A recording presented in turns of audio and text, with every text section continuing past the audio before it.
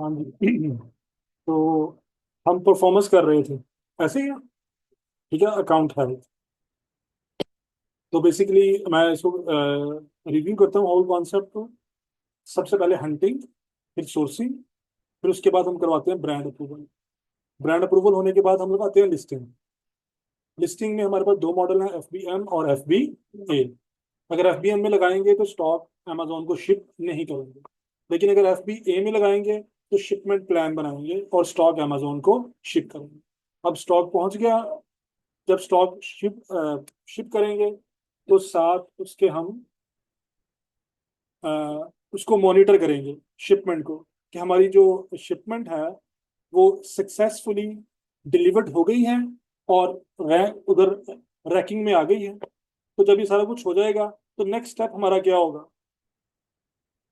Advertisement, PPC लगाएंगे। जब हम पीपीसी लगाएंगे तो सेल परचेज शुरू हो जाएगी।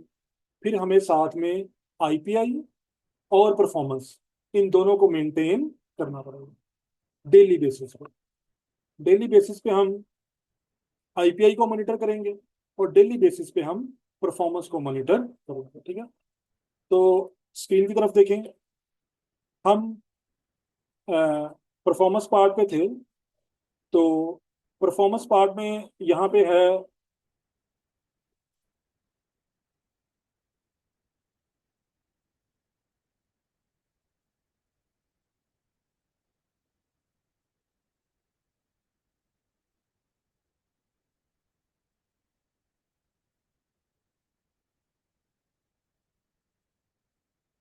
Order defect rate. ठीक है, ऑर्डर डिफेक्ट रेट में एक नेगेटिव फीडबैक है और दूसरा ए टू जी क्लेम। तो ये जो परसेंटेज है वो कितनी होनी चाहिए? अंडर 1%। यानी कि 100 में से अगर एक ऑर्डर भी आएगा तो आपका 1% पूरा हो जाएगा। तो क्राइटेरिया बहुत टाइट है। तो अगर हमें नेगेटिव फीडबैक आता है तो हम क्या करते हैं? इधर वो सर्विस का नेगेटिव होगा या वो प्रोडक्ट का। अगर तो प्रोडक्ट का नेगेटिव होगा तो हम उसको स्ट्रेट में वहीं से रिमूव कर लेंगे। और अगर सर्विस का नेगेटिव होगा तो अगर हम एफ बी ए कर रहे हैं तो सर्विस की रिस्पॉन्सिबिलिटी किसकी है? अमेजोन वो नेगेटिव आने ही नहीं देगा। अगर वो आ भी जाए तो हम क्या करेंगे? हम उसको यहाँ से रिमूव करो। तो इसलिए रिकमेंडेड होता है कि आप स्टार्ट में क्या करें? एफ बी ए करें, कि जब कंपेटिटर्स आपको नेगेटिव देंगे, आपको ए टू सी क्लेम ओपन करेंगे, आप यहाँ से इसको सॉर्ट आउट कर सकते। ठीक है, नेक्स्ट पार्ट है हमारा ए टू सी क्लेम। तो मैंने बताया था ए टू सी क्लेम क्यों आते हैं। हमने ए टू सी क्लेम को अपील करना होता है। ठीक है, अगर तो सर्विस की वजह से ए टू सी क्लेम होगा तो अमेजोन आने नहीं देगा। अगर किसी और वजह से है, क्वालिटी की वजह से है, तो हम उसको अपील करेंगे। ठीक है, लेकिन अगर हम एफ बी एम कर रहे हैं, ये देखिए सेलर फुलफिल्ड, ये सेलर फुलफिल्ड है और ये फुलफिल्ड बाय अमेजोन। ये अकाउंट 100% है एफ बी ए, क्योंकि न्यू अकाउंट है ये, इसको भी 3 मंथ्स नहीं हुए। तो हम रिकमेंड करते हैं कि 3 मंथ्स तक आप लोग एफ बी ए करें। आफ्टर 3 मंथ्स आप एफ बी एम में जा सकते हैं। अगर आप 3 मंथ से पहले इसके ऊपर एफ बी ए की लिस्टिंग लगाएंगे तो मोस्ट लाइकली आपका अकाउंट सस्पेंड हो जाएगा। Amazon 50% केसेस में अगर आप 3 मंथ से पहले एफ बी एम की लिस्टिंग लगाते हैं तो अकाउंट को सस्पेंड कर देता है। तो फर्स्ट 3 मंथ्स क्या करेंगे? सिर्फ और सिर्फ एफ बी ए। अब इसके भी जब 3 मंथ पूरे हो जाएंगे तो हम इसको इसमें Aahista Aahista F B M add करना शुरू कर देंगे, क्योंकि एफ बी एम में मार्जिन थोड़ा ज्यादा होगा। लेकिन जब आप एफ बी एम करते हैं तो फिर आपका ये जो सर्विस का नेगेटिव है ये रिमूव, फिर आप किसको अपील करते हैं, जो मैंने बताया था। ऐसे ही फिर आपको ए टू सी में सर्विस का क्लेम आएगा, तो फिर आपको उसको अपील करना पड़ेगा। ठीक है, ये दो हमने कर लिए थे। नेक्स्ट है चार्ज बैक क्लेम, तीसरा पार्ट। ये तीनों मिलके क्या बनाते हैं? Order defect rate. ये तीनों मिलके क्या बनाते हैं? Order defect rate. तो इन तीनों में से कोई भी एक भी आ जाएगा तो वो इसको इम्पैक्ट करेगा। ठीक है, अब चार्ज बैक क्या होता है? चार्ज बैक नॉर्मली हार्डली आता है, आपको साल में 1 से 2 दफा आते हैं चार्ज बैक क्लेम्स। ये चार्ज बैक क्लेम नॉर्मली वो लोग करते हैं जिनकी एज 45 से प्लस होती है। वो अमेजोन के सिस्टम से इतने फेमिलियर नहीं होते कि इसमें ए टू सी क्लेम भी है। वो करते क्या है, यूके यूएस में जब भी आप कार्ड से कोई परचेज करते हैं तो कार्ड की बैक साइड पे एक नंबर दिया होता है, डायरेक्ट लाइन। तो अगर आपके साथ कोई फ्रॉड होता है, आपको प्रोडक्ट डिलीवर्ड नहीं होती, तो आप उस नंबर पे कॉल करते हैं और कॉल करके कहते हैं कि ये जो पेमेंट है इसको होल्ड करवा दो। मैंने अभी पेमेंट की थी, मैंने 2 दिन पहले पेमेंट की थी अमेजोन पे या ईबे पे, मुझे ऑर्डर डिलीवर नहीं हुआ, इस पेमेंट को रुकवा दें। बैंक को फोन करते हैं। अब बैंक क्या करता है, बैंक अमेजोन से कांटेक्ट करता है कि आपके प्लेटफॉर्म पे पेमेंट हुई थी लेकिन प्रोडक्ट डिलीवर्ड नहीं हुई, इसको इन्वेस्टिगेट कर। ये क्लेम बेसिकली अमेजोन के ऊपर आता है। अब बैंक ने किस पे क्लेम किया है, अमेजोन पे, कि आपके प्लेटफॉर्म पे पेमेंट हुई थी लेकिन प्रोडक्ट डिलीवर्ड नहीं हुई। तो आपने जब आपको ये चार्जबैक क्लेम आएगा तो आप, चूंकि आप डेली चेक करते हैं, अगर आप चेक नहीं करेंगे तो आपको पता नहीं चलेगा। ये देखें, ये परफॉर्मेंस है और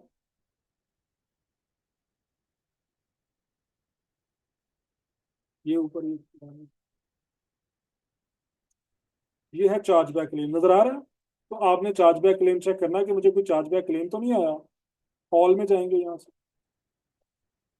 इसमें मेरा ख्याल कोई क्लेम नहीं होगा। तो कोई ऐसा क्लेम नहीं है यहाँ पे। एफबीए में बहुत कम चांसेस होते हैं।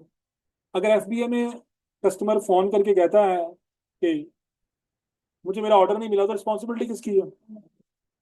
तो इसलिए एफबीए में आपको ये हार्डली आता है।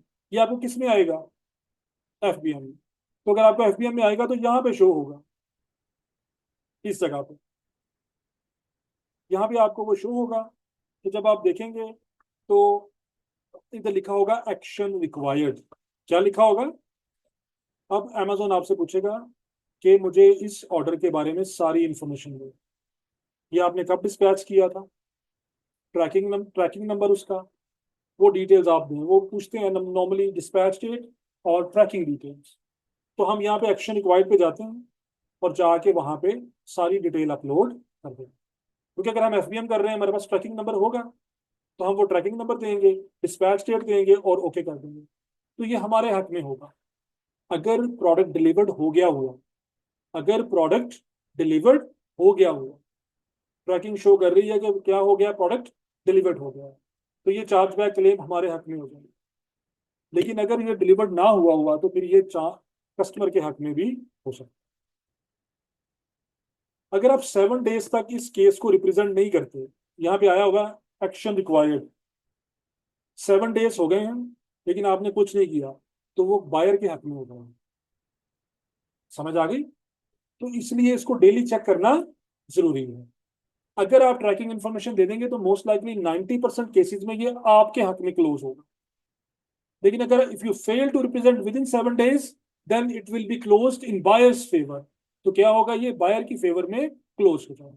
फिर आपको डिफेक्ट भी लगेगा यहाँ पे, आपका वो 1% भी क्रॉस हो जाएगा और फाइनेंशियल लॉस भी होगा कि आपका प्रोडक्ट भी चला गया और आपके जो पैसे थे वो भी चले गए वापस। क्योंकि जब चार्जबैक क्लेम बायर के हक में सेटल्ड होगा तो फिर अमेजोन आपके फंड्स में से पैसे काट के बायर को रिफंड कर देगा। तो समझ आ गई चार्जबैक क्लेम की? तो अगेन चार्जबैक क्लेम से बचने का तरीका क्या है, एफबीए। तो आप एफबीए करें। तो ये एफबीए बेसिकली न्यू सेलर को बचाने के लिए, कि जब नया सेलर मार्केट में आता है तो जो कंपेटिटर्स हैं, प्रीडेटर्स, एक मूवी भी आई थी जब हम, खैर बड़ी पुरानी मूवी आपने तो देखी होगी, जब हम छोटे थे, प्रीडेटर्स। प्रीडेटर कौन होते हैं? जो सेटल्ड लोग होते हैं।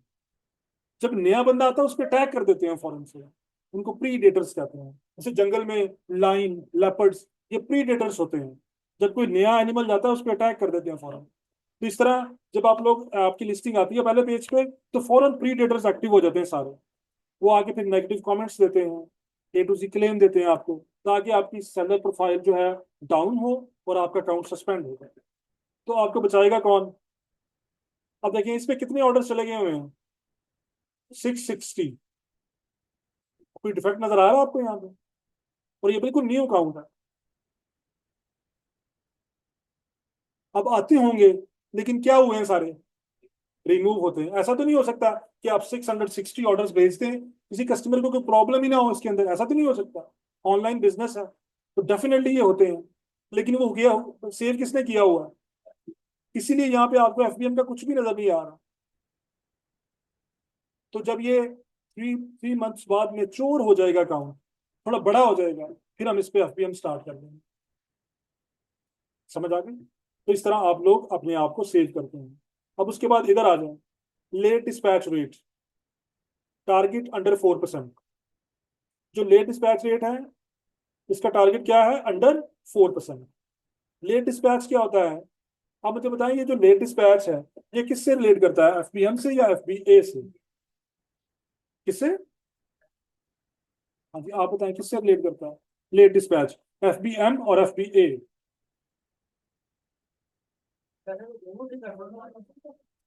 नहीं, जिससे मैं पूछूंगा वो बताओ। हाँ जी आप बताएं। हाँ जी आप बताएं। हाँ जी आप बताएं। हाँ जी आप बताएं। हाँ जी आप बताएं। हाँ जी आप बताएं। नहीं, आप मुझे बताएं लेट डिस्पैच रेट एफपीएम से है या एफबीए से, ये जवाब देना आप।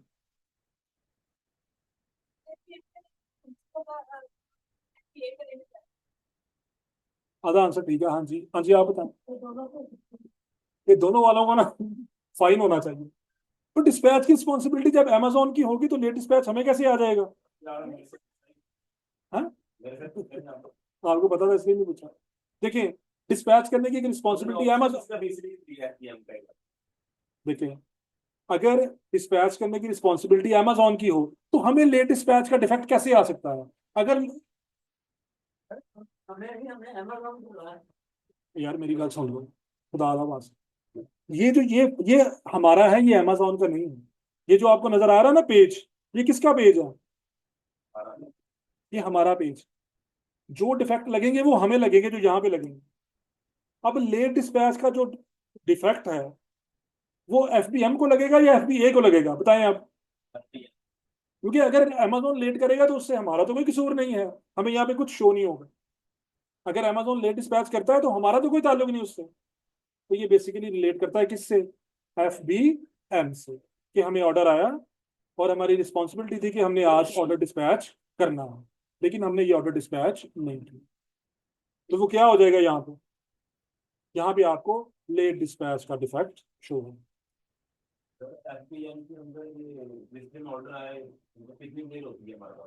देखिए, जब हमें ऑर्डर आता है ना तो हमारे पास नॉर्मली 2 डेज होते हैं। एक वो दिन जिस दिन ऑर्डर आया है, और एक उससे अगला दिन। हमारे पास दो ऊपर लिखा होता है। अब चूंकि इसमें एफबीएम के ऑर्डर्स नहीं है, मैं आपको दिखा नहीं सकता। तो दूसरा लैपटॉप है, उसमें है। तो नेक्स्ट लेक्चर में वो वाला लैपटॉप लगा लेंगे। तो जब ऑर्डर आता है ना एफबीएम का, तो साथ में मेंशन होता है कि इसकी डिस्पैच डेट कौन सी है। ये हमारे ऑर्डर्स हैं, यहाँ पे मैनेज ऑर्डर्स। इसमें सिर्फ एफबीए के ऑर्डर्स, एफबीएम के ऑर्डर्स नहीं है इसके अंदर। ठीक है, ये देखिए। तो यहाँ पे कोई डिस्पैच डेट आपको शो नहीं होगी क्योंकि आपकी रिस्पॉन्सिबिलिटी नहीं है। ये सारे एफबीए के ऑर्डर्स हैं। ठीक है। तो ये जो आपको डिफेक्ट नजर आएगा ये वाला, वो किसका है?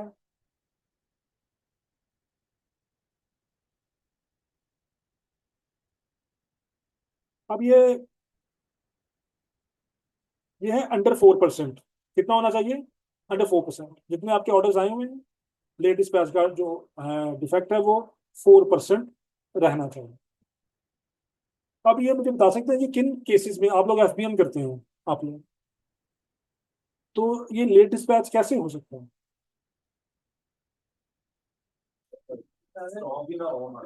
हाँ, हाँ, ये एक केस हो सकता है। हाँ जी, और? हाँ जी, आपको कैसे पता है? लेक्चर लेके आए हो? देखिए, मैं सही कह रहा हूँ। वो लेक्चर लेके आया ना, इसलिए उसने ये बात की।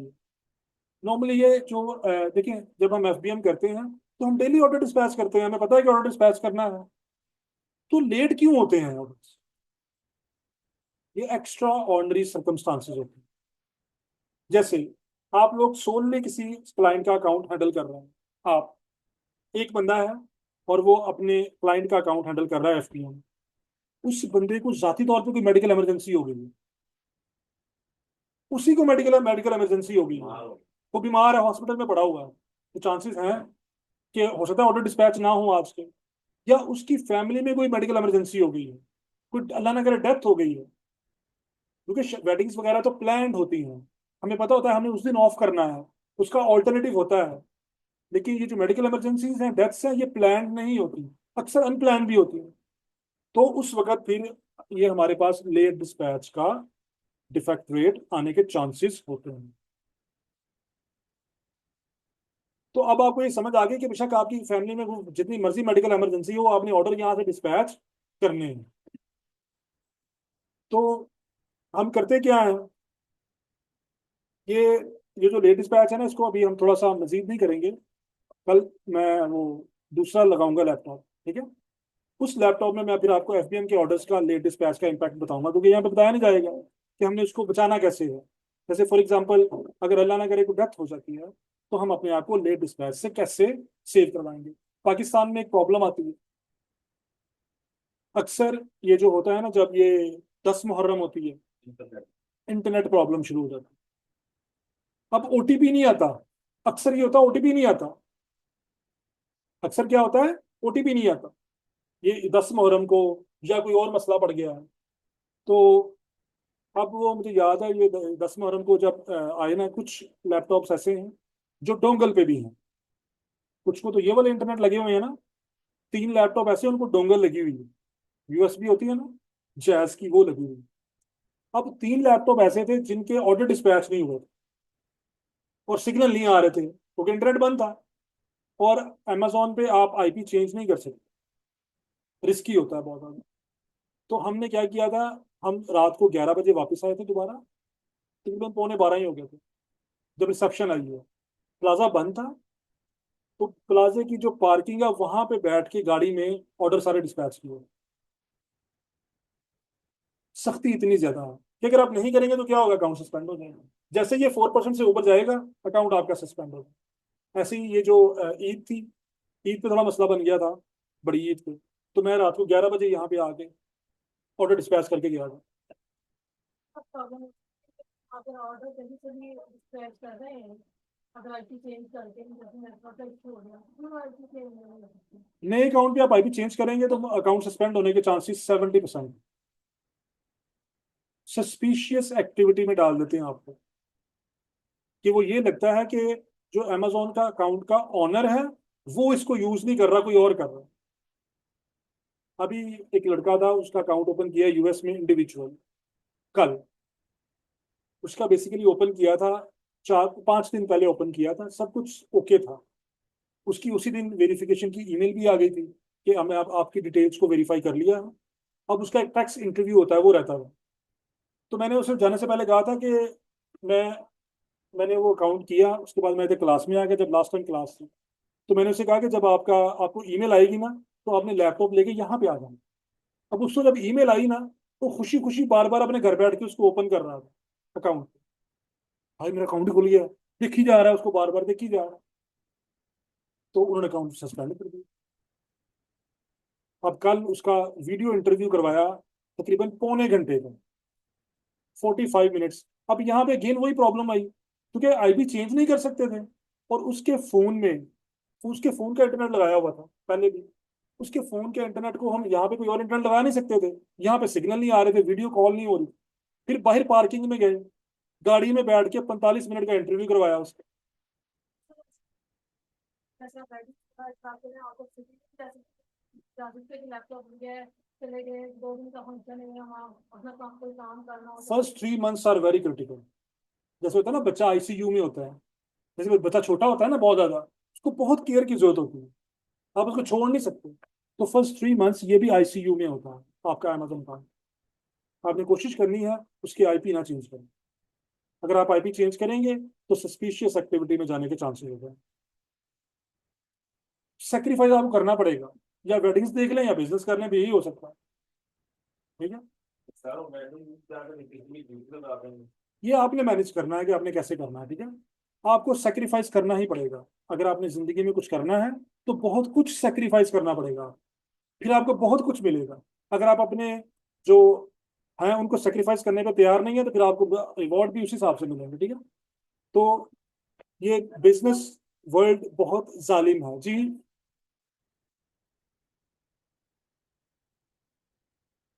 देखिए, अब कुछ चीजें हैं, देखिए, पता है क्या होता है, हम रिकमेंड ये करते हैं अपने फोन से अटैच करें, एक एक आप फोन के साथ अटैच करें।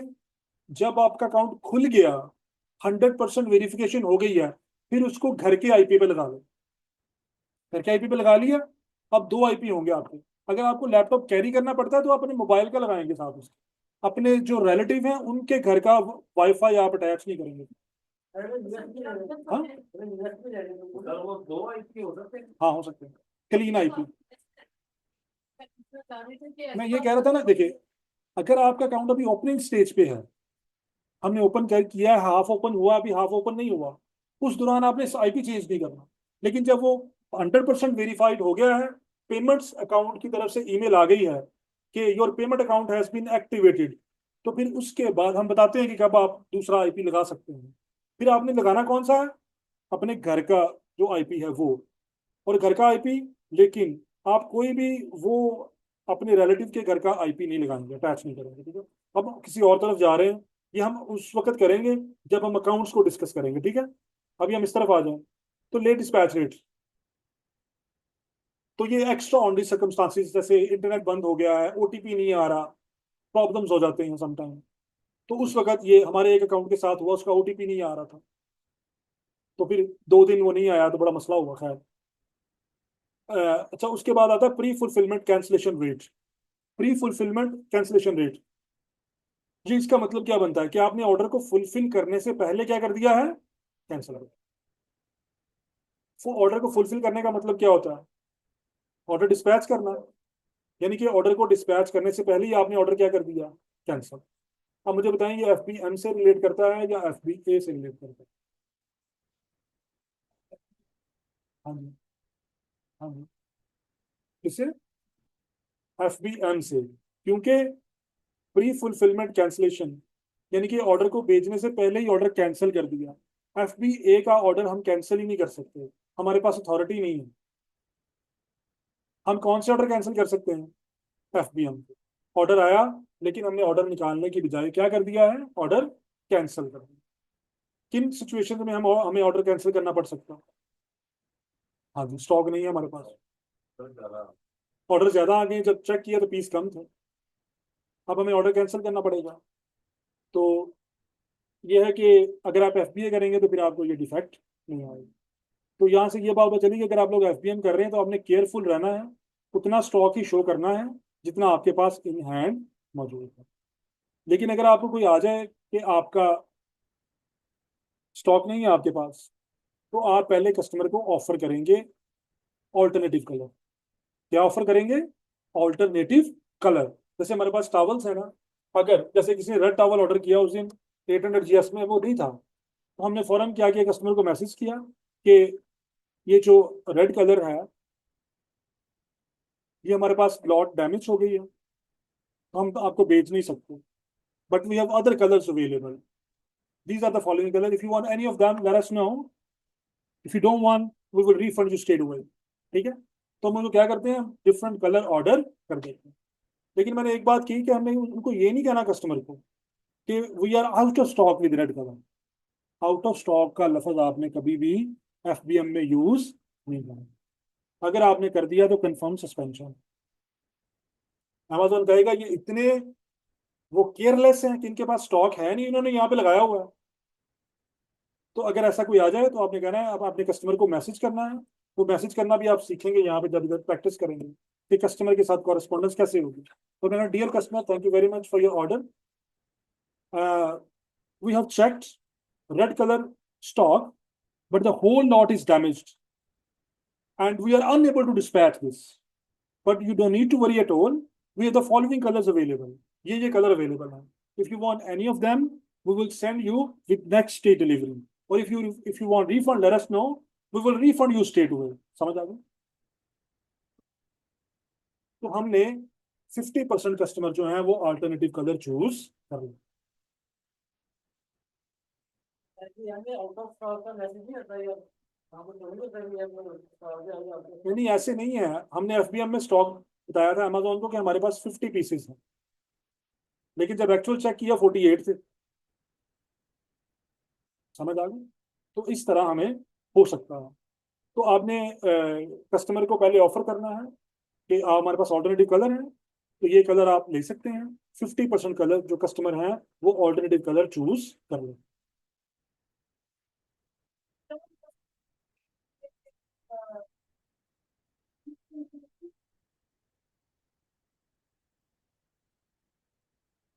हाँ जी।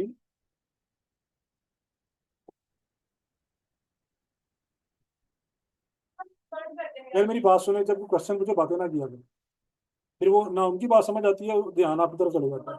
सुने आप क्या कह रहे हैं।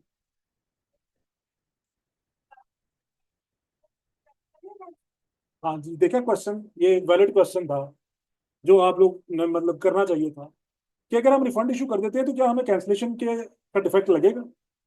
यही मेन बात। क्यों नहीं लगेगा, जब रिफंड करेंगे ऑर्डर कैंसिल हो जाएगा। क्यों नहीं लगेगा। अब फिर हम उसको हम हमारा थोड़ा मैसेज भी कर रहे हैं, खाने भी कर रहे हैं, तो कैंसिल ही करने में। पहले हम उसको ऑल्टरनेटिव कलर चूज करने के लिए कहेंगे। ठीक। पहला जो हमने अपने आप को बचाना है, अगर वो मान गया तो बात ओके होगी। अगर वो कहता है कि मुझे रिफंड कर दो, तो अगर हम रिफंड करेंगे तो ऑब्वियसली ऑर्डर कैंसिल हो जाएगा। तो अब चूंकि ये यहाँ पे एफबीएम नहीं है तो मैं दिखा नहीं सकता, मैं कल आपको दिखाऊंगा।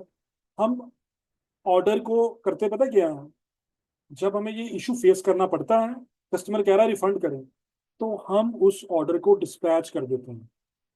हम यहाँ से सिस्टम में से ऑर्डर को क्या करते हैं, डिस्पैच। ऊपर लिखा होता है डिस्पैच, नीचे लिखा होता है कैंसल। तो हमने किस पे क्लिक करना है, डिस्पैच। डिस्पैच पे क्लिक करके आगे वो पूछेगा ट्रैकिंग नंबर ऐड करें। आपने कोई कल वाला ट्रैकिंग नंबर, क्योंकि आप लोग एफबीएम कर रहे हैं ना, आपके पास होंगे ट्रैकिंग नंबर। जो कल परसों वाला वो ट्रैकिंग नंबर होगा, वो आपने ट्रैकिंग नंबर ऐड करना है और ऑर्डर को डिस्पैच कर देना। लेकिन ये करने से पहले, जब कस्टमर ने आपको मैसेज किया कि मुझे रिफंड कर दो, तो आपने जवाब में उसको क्या मैसेज करना है, आपने उसे कहना है कि thank you very much for your quick response,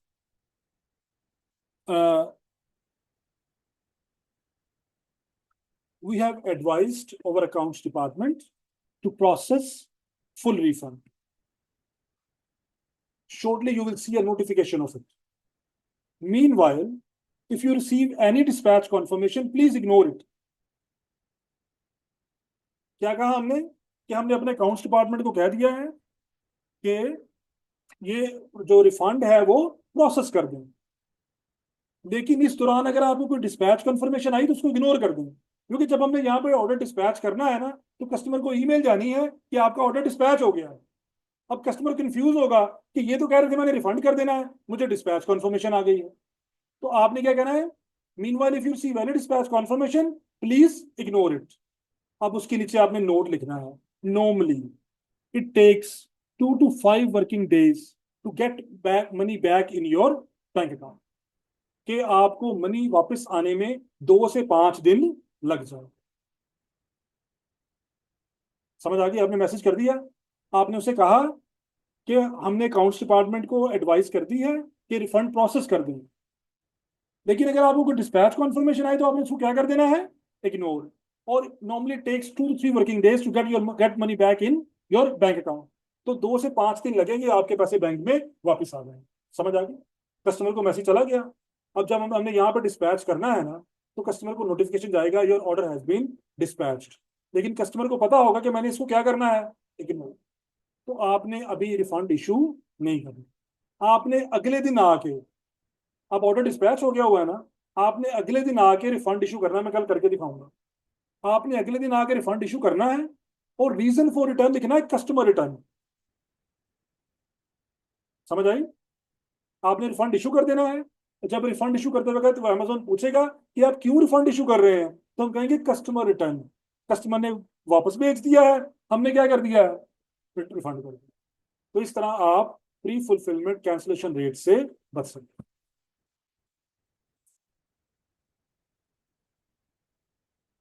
ये वैलिड क्वेश्चन आप लोग क्यों नहीं पूछते। वो कह रहे थे जब जब हम पिछले दिनों की ट्रैकिंग इसमें ऐड करेंगे तो इससे कोई क्या कहते हैं,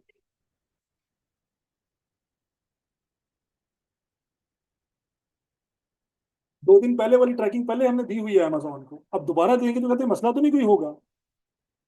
पिछले 15 साल में अभी तक नहीं हुआ। ठीक है, क्योंकि अमेजोन का एक्सपर्ट सिस्टम अभी इतना क्लेवर नहीं हुआ कि वो पकड़ सके। हाँ, बस सुने ना इसको, अभी अभी तक नहीं हुआ। हो सकता है उनके इंजीनियर्स वर्क कर रहे हो उसके ऊपर, क्योंकि नेटवर्क इतना बड़ा है कि उसमें कोई भी चेंज करनी हो तो साल लग जाते हैं। हो सकता है इंजीनियर वर्कआउट कर रहे होंगे कैसे पकड़े इनको। ठीक है, अब एक बात ये, लेकिन अगर आपने अपने आप को और सेव करना है, अब आपका ईबे अकाउंट भी होगा। आप सिर्फ अमेजोन पे तो नहीं कर रहे, ईबे पे भी कर रहे होंगे, किसी और प्लेटफॉर्म, उसकी ट्रैकिंग उठा के डाल दें। लेकिन जो है, आपको कोई प्रॉब्लम नहीं होगी। ऐसे ही करते हैं हम यहाँ पे। जब आता है तो उसमें ट्रैकिंग ऐड कर देते हैं, जो प्रीवियस ट्रैकिंग होती है, वैलिड ट्रैकिंग, तो वो आपने ऐड कर देनी है, ऑर्डर डिस्पैच कर देना है। तो आपके ऊपर प्री फुलफिलमेंट कैंसिलेशन का जो डिफेक्ट है वो नहीं लगेगा। ये बहुत सिवियर है, ये प्री फुलफिलमेंट कैंसिलेशन रेट। इसमें अगर 2-3 आपके ऑर्डर कैंसिल हो जाए तो अकाउंट सस्पेंड हो जाए। तो फिर इसलिए इस तरह हम अपने आप को सेव करते हैं। ठीक है, उसके बाद आ गया वैलिड ट्रैकिंग रेट। ये देखिए, वैलिड ट्रैकिंग रेट 95% से ऊपर होना चाहिए। ये भी किससे रिलेट करेगा? एफबीएम से, क्योंकि वहां पे किसकी रिस्पॉन्सिबिलिटी है? अब देखें, अगर आप ऑर्डर डिस्पैच करते और उसमें ट्रैकिंग ना डालते जो आपने कैंसिलेशन पे जाने के लिए दिया है, तो ये कम ना हो जाता ये वाला?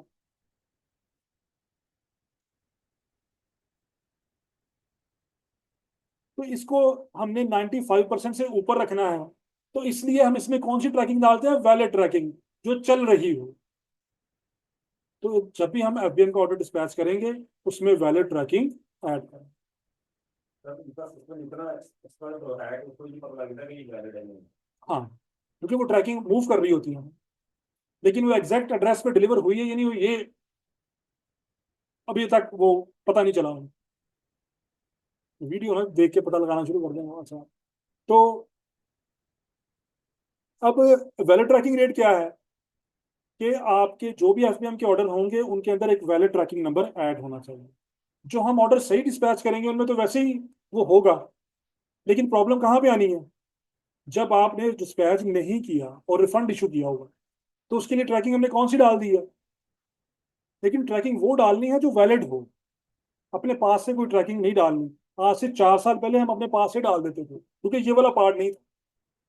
ये 4 साल पहले ये नहीं था, ये इन्होंने बाद में ऐड किया। इसको 3 साल हुए हैं ऐड हुए, वाला ट्रैकिंग। पहले ये नहीं होता था, तो हम कोई भी 1 2 3 4 5 6 7 8 9 करके ट्रैकिंग डाल देते थे। तो अब इसको बचाने के लिए क्या करेंगे? या तो जैसे हमारे ईबे अकाउंट्स भी हैं, हम किसी और ईबे अकाउंट की ट्रैकिंग इसके अंदर ऐड करें। तो इसको आपने कहा कब तक रखना है? ओवर 95%। अगर ये 95% से कम होगा तो क्या होगा? अकाउंट सस्पेंड नहीं होगा, एफबीएम सस्पेंड हो जाएगा। क्या सस्पेंड हो जाएगा? फिर अमेजोन कहेगा कि आप एफबीएम नहीं कर सकते, सिर्फ क्या करें? एफबीएम। तो आपका वैलिड ट्रैकिंग रेट क्या होना चाहिए? ओवर 95%। कि जब भी आप लोगों ने ऑर्डर डिस्पैच करना है, तो मेक श्योर करना है उसके अंदर वैलिड ट्रैकिंग ऐड। तो इसको आपने 95% से अबव रखना।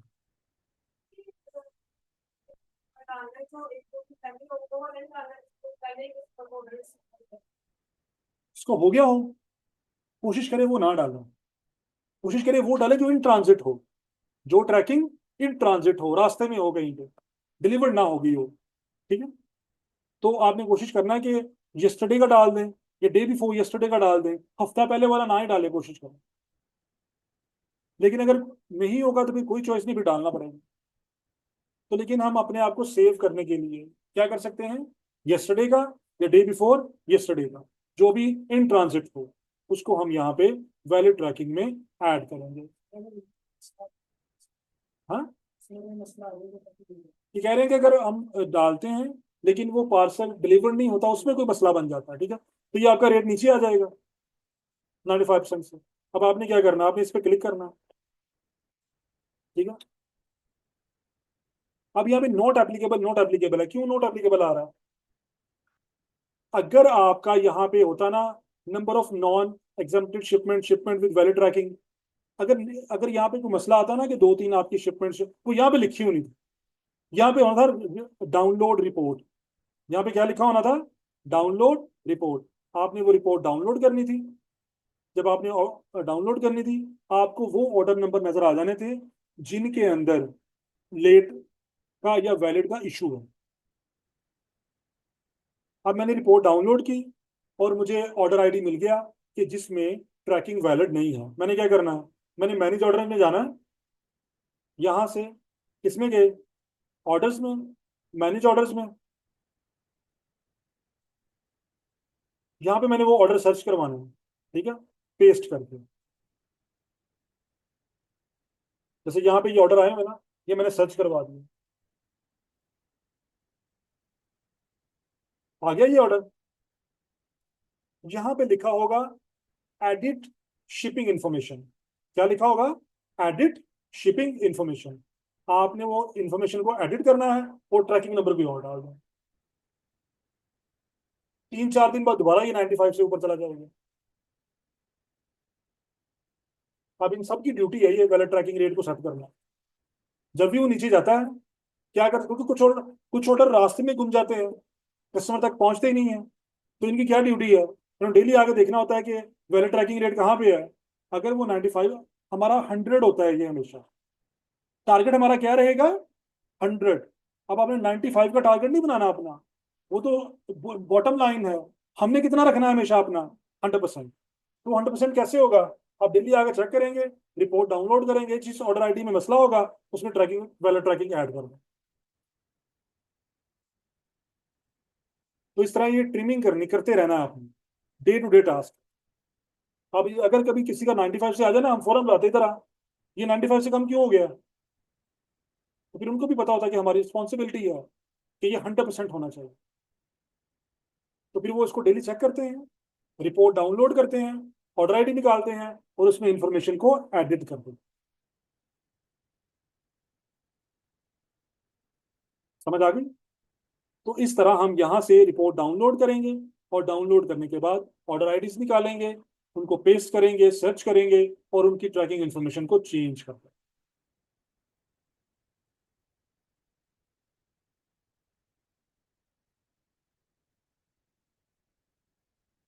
तो इस तरह हमारा ये वाला पार्ट हो जाएगा, ये वाला पार्ट और ये वाला पार्ट। इन दोनों पार्ट में अपने आप को सेव करने का तरीका क्या है? FBA। इस पार्ट को और इस पार्ट को सेव करने का तरीका क्या है? FBA। ठीक है। अब आ गया ये वाला पार्ट। ये बड़ा डेंजरस पार्ट है ये भी। ये पॉलिसी वायलेशन से रिलेट करता है कि आप अमेजोन की पॉलिसीज को वायलेट करते हैं। ठीक है। तो आप इसके बारे में या इसके बारे में कोई क्वेश्चन है तो फिर पूछ लें, तो फिर हम उसके बाद ये वाला पार्ट शुरू करेंगे।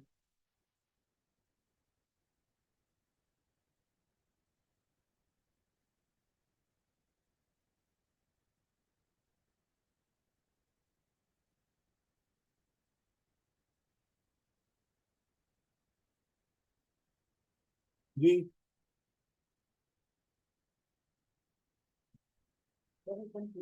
जी।